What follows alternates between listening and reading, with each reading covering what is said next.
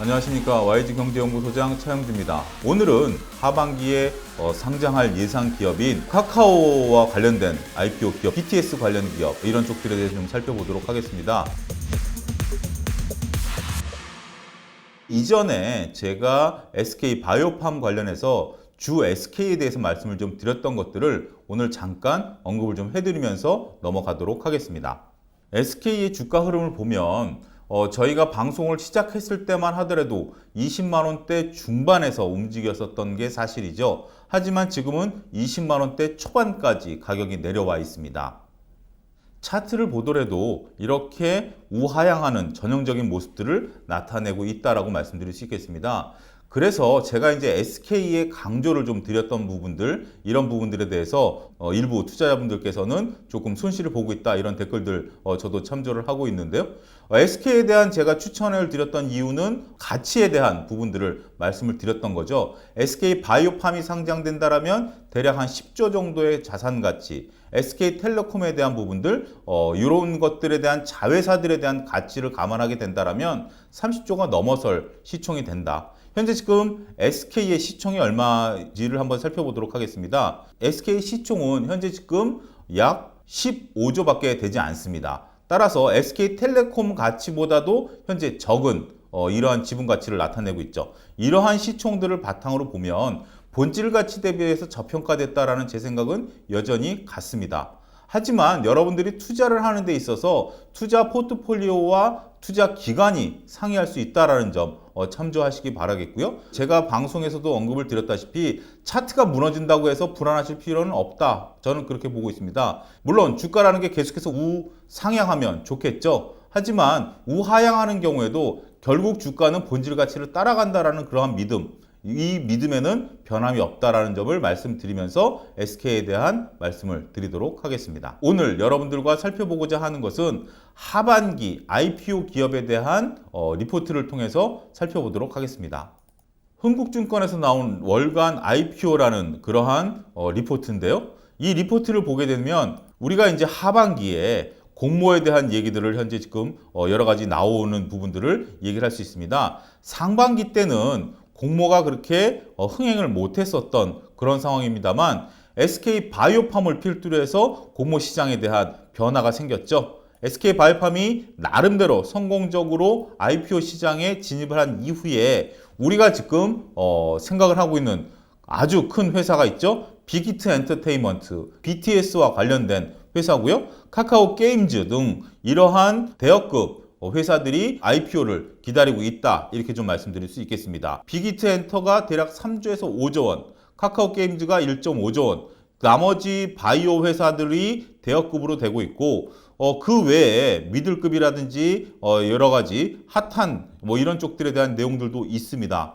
공모주 투자가 쉬운 것은 분명 아닙니다. 그리고 이러한 시기도 여러분들이 체크를 하셔야지 어디 공개적으로 나오는 부분들은 그렇게 많지는 않죠. 물론 장외 사이트에서는 이런 것들을 일목요연하게 정리를 해서 여러분들에게 제시를 하고 있기 때문에 장외 사이트를 이제 검색을 하시면 이런 부분들은 확인이 가능하겠습니다만 근데 우리 일반적으로 일반 투자자분들이 이러한 장외 종목이 장내로 들어올 때 즉 기업 공개를 할 때 참여한다라는 게 결코 쉽지는 않습니다. 그러한 부분들을 우리가 염두에 두셔야죠. 왜냐하면 이번에 SK바이오팜에서도 보여주듯이 좋은 기업의 경우 많은 경쟁률로 인해서 거액의 자금이 들어가도 소수의 주식만 받을 수 있다는 점 감안하게 된다면 우리가 투입한 자금을 초반에 증거금으로 넣었던 자금으로 보느냐 아니면 내가 받은 주식의 자금으로 볼 것이냐에 따라서 수익률이 엄청나게 차이가 벌어지게 되죠.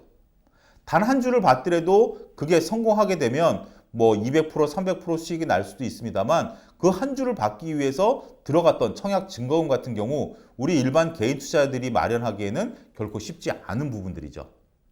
소위 말해서 공모주 아줌마라고 불리우는 거액의 자금들을 끌고 다니시는 분들이 있습니다. 이런 분들 같은 경우 공모주를 청약을 해서 바로 상장되는 날 매각을 해서 차익을 보시는 분들이 있는데 그런 분들이 이제 하는 것들도 전체적으로 자신들이 굴리는 자금들을 1년 내내 하다 보면 대략 한 5에서 10%가량 수익을 볼 수 있다. 안정적으로. 물론 이제 실패하는 종목들도 나오기 때문에 그 정도의 수익률을 바라볼 수 있다라고 하는 건데 개인 투자자들이 하기에는 어렵죠.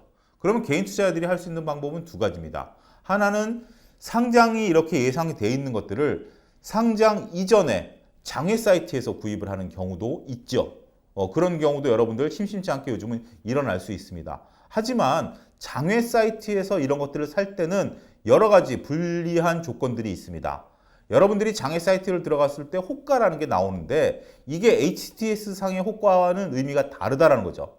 이거는 중고 자동차를 사는 거랑 똑같습니다. 중고 자동차 가격이 인터넷에 올라와 있다라고 해서 그 가격에 자동차를 살 수 있는 것은 분명 아니지 않습니까? 서로 간에 실갱이를 해야 되고 조정을 해야 되죠. 장외 사이트도 마찬가지입니다. 그리고 우리가 중고차를 같은 경우도 실질적으로 그 차가 존재하는지 여부도 판명을 해야 되는데 장외 사이트도 마찬가지죠. 이게 정말 제대로 된 주권이냐, 그런 것들에 대한 확인 의무는 여러분들에게 있습니다. 우리가 장내로 들어온다는 것은 이런 것들을 증권감독원이라든지 아니면 증권예탁결제원이라든지 증권금융이라든지 이런 데서 다 대응을 해주지만 장외는 여러분들이 직접 해야 되고 당사자를 만나서 여러분들이 직접 계약서에 사인을 하고 물건을 인도받고 여러분들이 증권사에 입고를 하고 그 다음에 세금도 여러분들이 스스로 신고해서 내야 되는 그런 불편함이 있죠.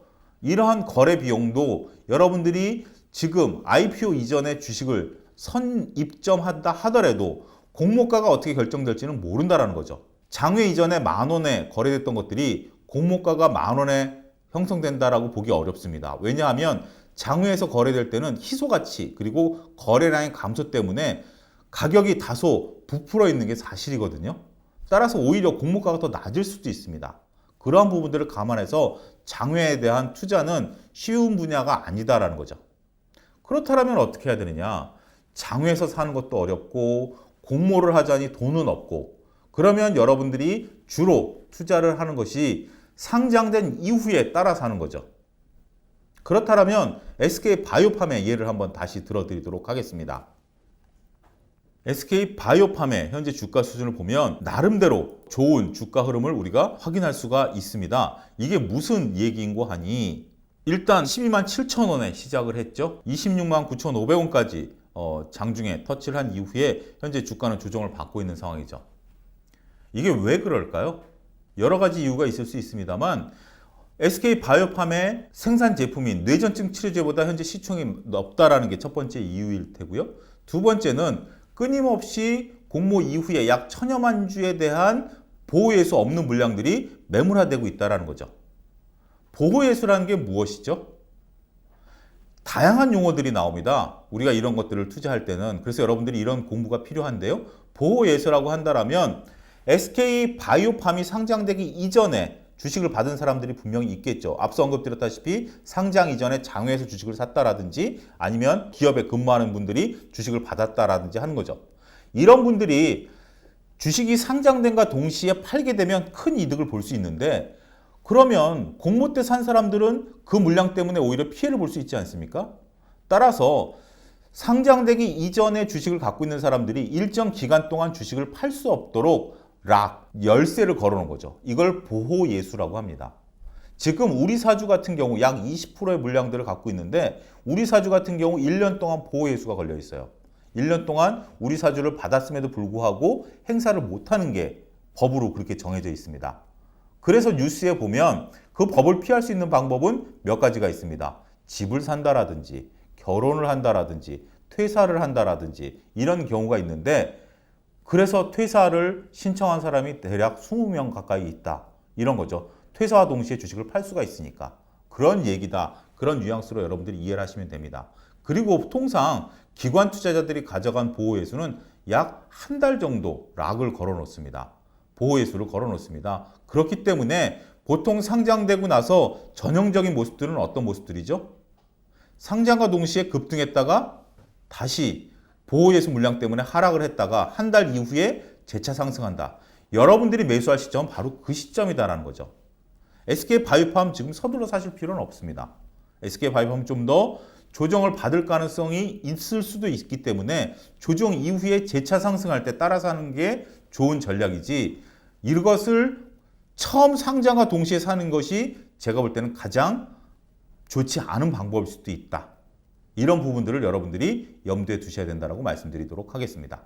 그러면 아직 시간은 있습니다만 간단하게 빅히트와 카카오 게임즈에 대한 전반적인 얘기를 다시 한번 나눠보도록 하겠습니다. 빅히트 먼저 살펴보면 빅히트 엔터테인먼트 같은 경우는 대략 10월 중순, 카카오 게임즈는 10월 말 신규 상장을 현재 지금 우리가 예상을 하고 있습니다. 아직 확정된 것은 아니고요. 대략 추석 지나고 나서 10월 달쯤에 되니까 만약에 이것을 IPO를 통해서 매수를 하시겠다라고 한다면 여러분들이 단기간에 끌어들일 수 있는 돈은 끌어들여서 청약을 하는 것도 하나의 방법이 될 수 있다. 그렇게 말씀드릴 수 있겠습니다. 물론 빅히트 엔터테인먼트라든지 카카오 게임즈의 공모 가격이 형성이 됐을 때 앞으로 향후 성장성과 비교해서 SK바이오팜처럼 다소 높은 가격이 형성이 되면 오히려 여러분들이 큰 이득을 볼 수는 없는 부분들도 있죠. 현재 지금 이 시나리오로 보게 된다면 빅히트 엔터테인먼트 같은 경우는 대략 9월 하순, 그 다음에 카카오 게임즈는 10월 초에 가격이 결정될 것으로 보여집니다. 수요 예측을 통해서, 그러니까 기관 투자자들의 수요 예측을 통해서 가격이 결정될 것으로 보여지기 때문에 9월 말 10월 초에 여러분들이 결정을 하셔도 늦지 않는다. 그리고 그 자금을 언제 투여하느냐? 10월 초와 10월 말에 투여를 하셔야 됩니다. 그렇기 때문에 지금 8월, 9월 달 정도의 자금을 일시적으로 땡겨서 어쨌든 청약증검으로 냈다가 이틀 후에 다시 돌려받으니까 마이너스 통장을 활용하는 것도 그렇게 나쁜 전략은 아니에요. 그렇게 해서 여러분들이 할 수 있는 것들. 그리고 어느 증권사가 주관사이냐도 중요하죠. 주관사에 따라서 청약 비율이 달라질 수 있기 때문에 그러한 부분에 대한 체크도 꼼꼼히 하셔야 된다라는 부분들 말씀드리도록 하겠습니다. 실적에 대한 부분들은 간단하게 말씀을 좀 드리면 빅히트 같은 경우 2019년에 대한 요약 손익계산서를 보면 매출액 상당히 높죠. 영업이익과 순이익도 이렇게 나타나고 있다라고 말씀드릴 수 있겠는데 물론 올해 어떻게 되는지는 좀 지켜봐야 됩니다. 하지만 전년도 실적을 따지기 때문에 2019년 실적을 따진다. 여러분들이 여기서 가장 중요한 게 빅히트의 본질 가치가 있고요. 빅히트뿐만이 아니라 엔터테인먼트 회사들의 평균 가치가 있겠죠. 그러면 빅히트를 상장시킬 때 빅히트의 본질 가치를 따질까요? 엔터테인먼트 회사들의 상대 가치를 따질까요? 이런 거 시험 문제 내기 참 좋죠. 둘 다 따져도 된다라는 게 글로벌 스탠다드입니다만 우리나라는 법으로 규정되어 있습니다. 본질 가치가 아니고 상대 가치이다. 따라서 빅히트만의 어떠한 내재 가치가 있고요. 여기에 평균 PER은 엔터테인먼트 회사들의 평균 PER을 곱하게 되는 거죠.